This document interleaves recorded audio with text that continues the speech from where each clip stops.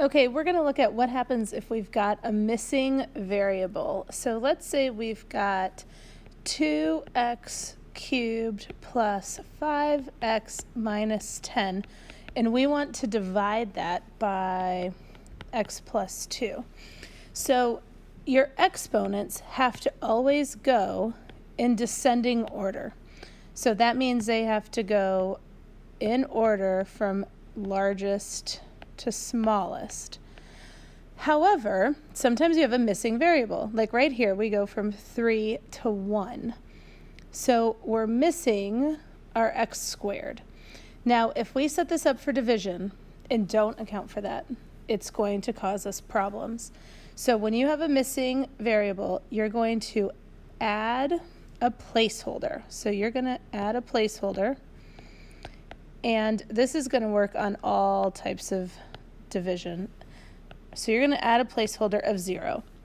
So we're going to rewrite this as 2x cubed plus 0x squared plus 5x minus 10.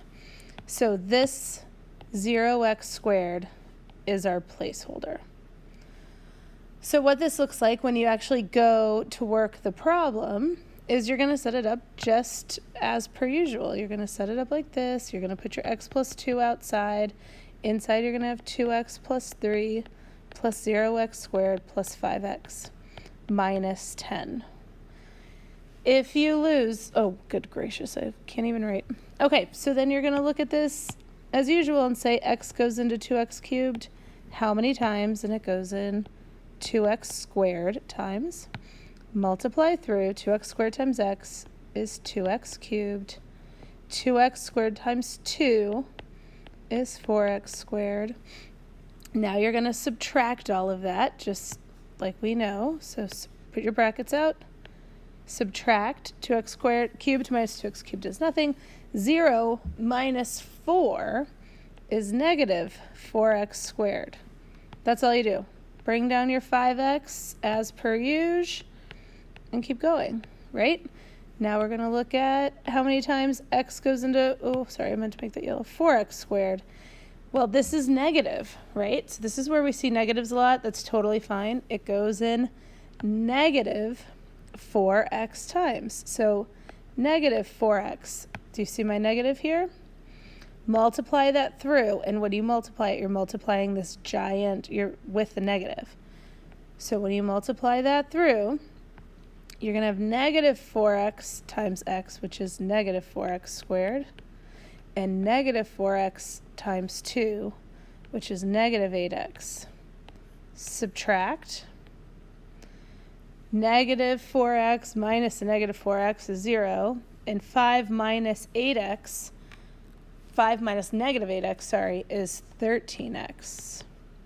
Bring down your 10. And we're almost done. Bring down your 10. X goes into 13x is what we're dealing with. Why do I keep making that blue? 13x. X goes into 13x 13 times. So positive 13. Multiply through. We end up with 13x plus 26. Subtract all that. And your final answer should be negative 10 minus 26. Negative 36 is your remainder. In here, we're going to put subtract 36 over x plus 2 because we had this subtraction comes from this negative. Okay, so our final answer is right here where it always is. And the only thing that was different was our placeholder because we need one of every exponent. Okay, that's all there is to it.